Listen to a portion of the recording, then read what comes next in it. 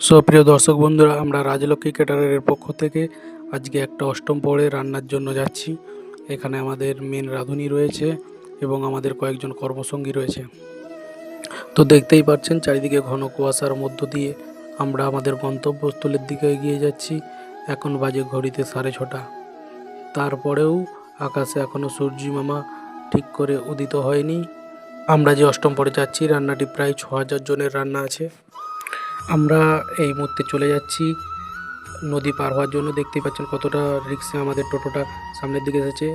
আমরা এখন আছি হুগলি জেলা এবং মেদিনীপুর জেলার সংযোগ মাধ্যম গড়ের ঘাটে।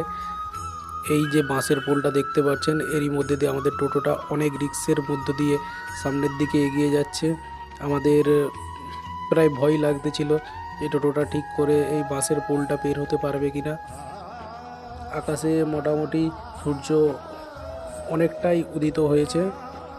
সামনে একটা সাইকেল এসে যাওয়াতে আমাদের টোটোটা আটকে গেছিলো। টোটোটাকে বের করে দিলাম। টোটোটা সামনের দিকে এগিয়ে যাচ্ছে। আকাশে দেখলেন সূর্য মামা মোটামুটি ভালোই উদিত হয়েছে। আমরা এবার চলে যাচ্ছি আমাদের গন্তব্যস্থলে।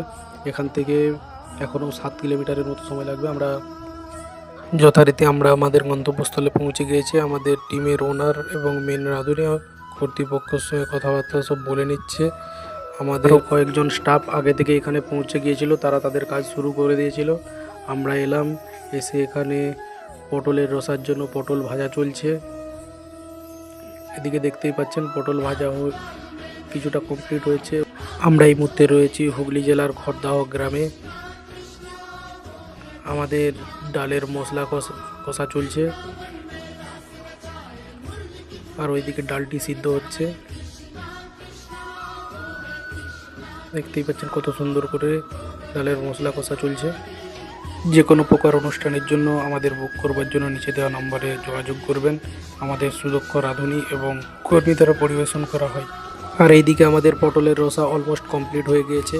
তার পাশাপাশি রান্না থেকে অসম্ভব সুন্দর একটা গন্ধ ছড়াচ্ছে চারিদিকে। আর রঙটাও দেখতে পাচ্ছ কত সুন্দর এসেছে।